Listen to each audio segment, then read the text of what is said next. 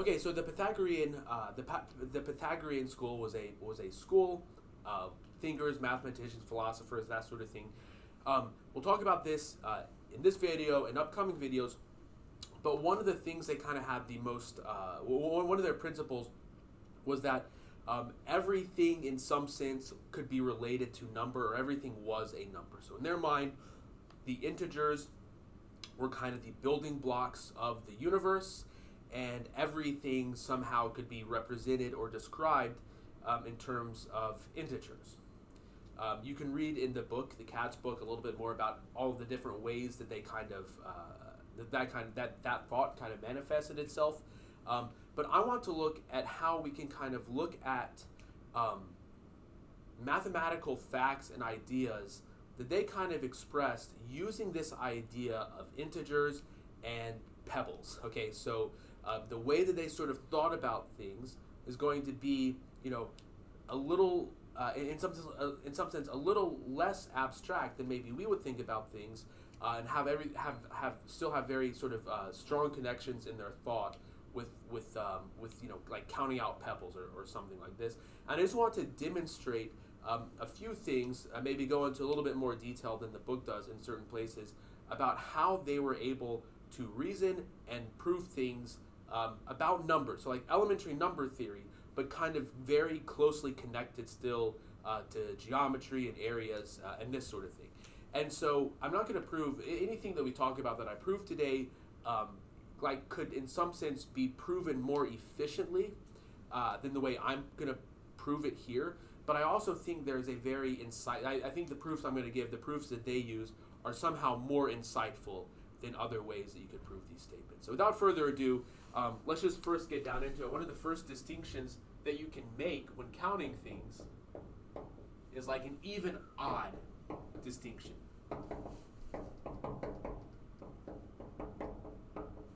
Okay, and this is going to be between pebbles, we're going to look at pebbles in the context of pebbles.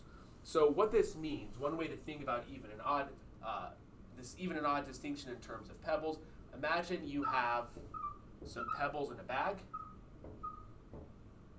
Okay, you say there's an even number of pebbles if whenever you pull out 2 pairs of pebbles at a time, there are no pebbles left over when you end. Okay, that would be an even number of pebbles. Okay, whenever you pull out an even number of pebbles, there are no pebbles left at the end. So that's one thing that could happen. And there's only one other thing that could happen here, and this would be if you have an odd number of pebbles. Okay, so now you pull out pairs of pebbles, and there's one left over. And so let's think about why these are the only 2 options. Well, first option, you have 0 pebbles left over. By definition, that means it's an even number. On the other hand, let's say you do this and you have 3 pebbles left over. Well, if you have 3 pebbles left over, you can still pair them away, and so you're not done. If you have 1 pebble left over, there's no one to pair this with, and so you're done. You can't pair this last pebble with anything. So you kind of have, at any point, you kind of have 2 options.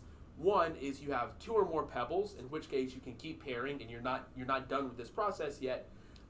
You have 1 pebble left over that you can't pair this with anything, in which case you have an odd number, or you have 0 pebbles, in which case you have an even number of pebbles. So this is a basic even-odd distinction. But notice some other interesting things that we can do with pebbles. So and this kind of pairing idea.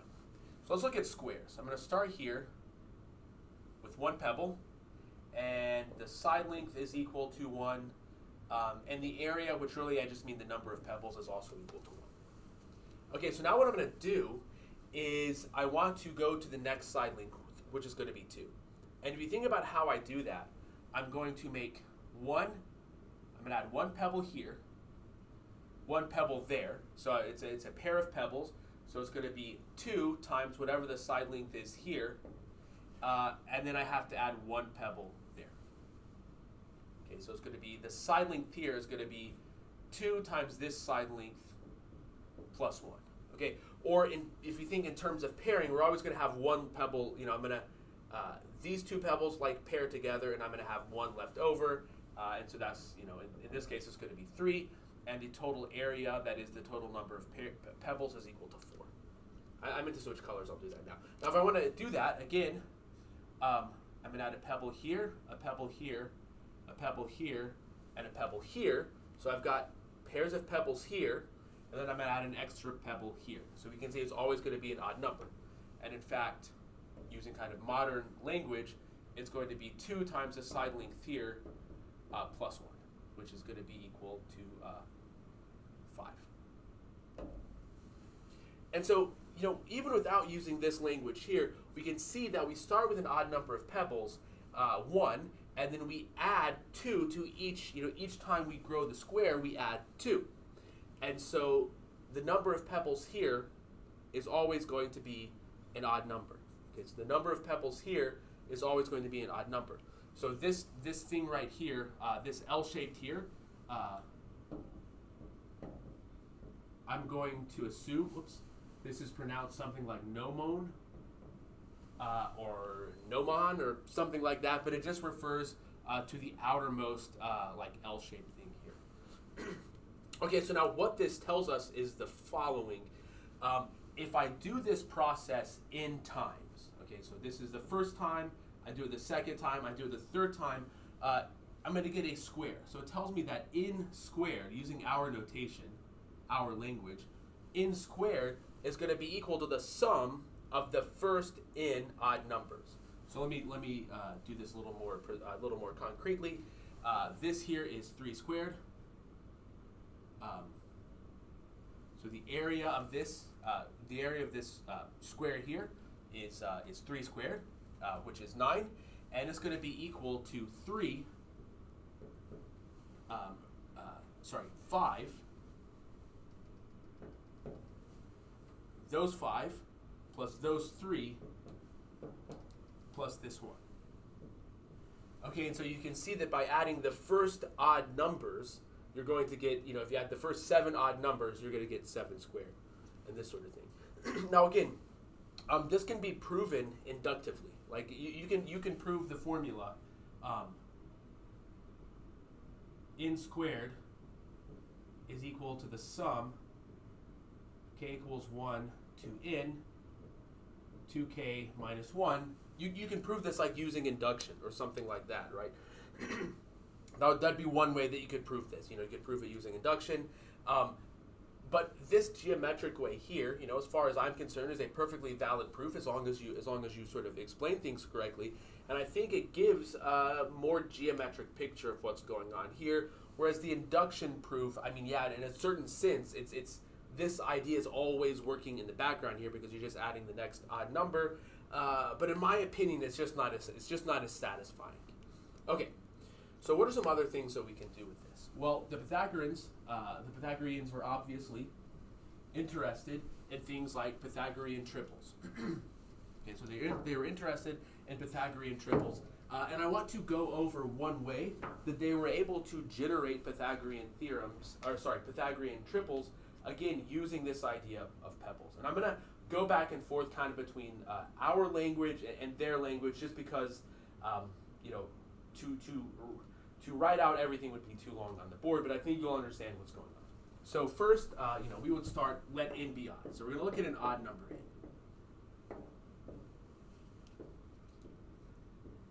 So we're going to look at an odd number n. Now, n squared, if n is odd, then n squared is an odd collection of an odd number, an odd number of collections of an odd number of objects. It's n collections of n objects. If n is odd, what this means is that if n is odd, n squared is also going to be odd. So n squared is odd. 2. Okay, one way that we could prove this is with various prime number, is with kind of very elementary prime numbers things. If 2 divides n squared, then it has to divide one of the factors, okay, because 2 is prime. And so therefore, since it doesn't divide n, it can't divide. Okay, so that, like, thinking through it that way, I think I got some of the implications there a little bit wrong because I didn't plan to say that, so I apologize. So we could use kind of elementary number theory to show that if n squared is that if in is odd, then in squared is odd as well. Okay, but we can also use this. But we can also use this idea of odd collection, an odd number of collections of odd things gives you an odd number. Anyways, so n squared is odd. So let's just think about what this means in terms of pebbles. So what I want to do is I want to think about n squared. This is an odd number. I want to think about n squared as being the outer number of pebbles. That is the nomon or nomode. And just for the sake of concreteness, I'm going to pick n equals 3, so n squared is going to be equal to 9. So we have something like 1, 2, 3, 4, 5, 6, 7, 8, 9. That's the outer set of pebbles. And then if I look at all of the inner ones,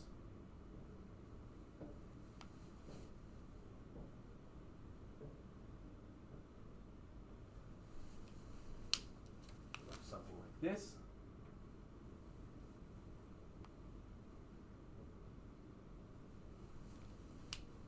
Go back to blue. Okay.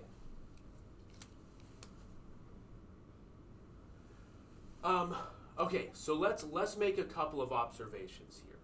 So there are, if I look at the number of blue pebbles, there are n squared pebbles, n squared blue pebbles.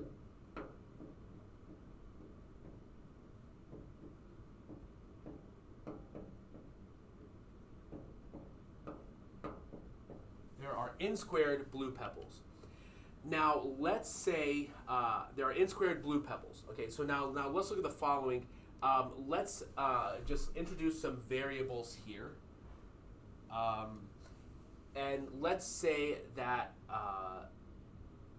so there are n squared blue pebbles, and let's say that the side length of this is equal to c. So the side length of this triangle, or sorry, the side length of this square is equal to c. Of course, you can count it and get that it's equal to 5, but let's not think that concretely. Let's just say that the side length of this square is equal to c, and then let's say the side length of this square here is equal to b. So let's say this side length is equal to b. Now let's think about the relationship between n squared, c, and b. So we want to think about the relationship between n squared, c, and b. Well, the first thing that we notice is that every square, okay, is the difference of odd numbers. Sorry, I got that backwards. Every odd number is the difference of successive squares. Okay, so every odd number is a difference of successive squares. So if you look at something like this, n squared is... Okay, now n squared is an odd number. So it gets a little bit confusing about which squares we're talking about. N squared is a number of pebbles here. Now, remember, every odd number is the difference of successive squares. So this odd number here, the number of blue pebbles there, is going to be equal to c squared minus b squared. Okay, c squared minus b squared. And why is that? Well, c squared is all of the number of pebbles on the board. So c squared is all of the number of pebbles. B squared is just these pebbles. So if we do all of the pebbles minus just these pebbles, we're left with the blue pebbles, which is n squared, because they are n squared pebbles. And again, n needs to be odd for this because we need this number here to be an odd number. Okay, now what is the relationship between c and b? The side lengths. So c is one more than b. Okay, or equivalently, b is one less than c. So this is c squared minus c minus 1 squared. C squared minus c minus 1 squared. Okay, now what I want to do is I want to look at the relationship between the number of blue pebbles and the side length of the square. Okay, so in general, let's say so what I want to do is I want to look at the relationship between the number of blue pebbles, which is n squared, and the side length of the corresponding square, which is c. Okay, so if we think about what's going on here, what we have happening is that the side length of this square is c. Okay, again, this by definition, the side length is c. And if you look at what's happening, then this right here is c minus 1. So we have c minus 1. This right here is also c minus 1 plus c minus 1 plus 1. That is equal to the total number of these pebbles, which is n squared.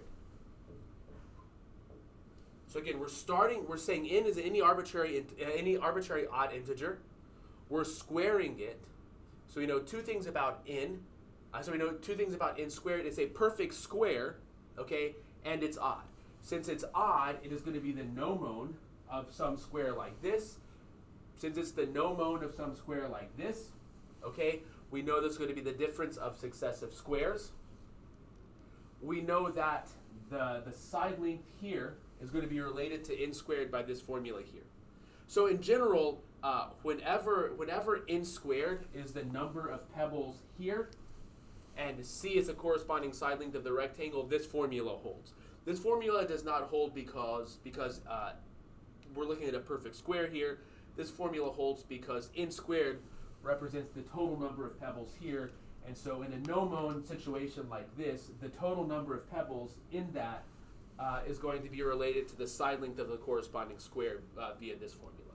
And now we can solve this. This is going to be 2c plus 1, I'm sorry, 2c minus 1. We can solve this for c, and we get that c is equal to n squared plus 1 over 2. Now what this tells us is that b is equal to c minus 1. So b is going to be this minus 1, which is n squared minus 1 over 2. Okay, now what we have is the following. N squared is equal to c squared minus b squared. So n squared is equal to c squared minus b squared. That's what we have here. N squared is equal to c squared minus b squared. And if we rearrange this, we get that c squared is equal to n squared. We get c squared is equal to n squared plus b squared. And now we have these formulas for c and b in terms of n. We have these formulas for c and b in terms of n, and so this generates a Pythagorean triple. For every n, for every odd integer n, we're going to get a Pythagorean triple of n, this number, and this number. That's going to give us a Pythagorean triple. In other words, n squared plus this squared is equal to that squared. Okay, so this is one way to generate Pythagorean triples using this kind of geometric and pebble-like reasoning. Now, obviously, if I say, prove to me that n squared minus 1 over 2 and n squared plus 1 over 2 form a Pythagorean triple, using modern algebra, it's very simple. You just do n squared plus this square, do some algebra, and show that it's equal to that. Okay, so they're using kind of modern methods. It's much more, in some sense, straightforward than this, but also this way kind of tells us maybe a little bit better about how to generate Pythagorean triples, and it shows a different way of looking at these problems than I have been used to in my mathematical life so far. So think about this. I hope you enjoyed it, and talk about it in the discussions.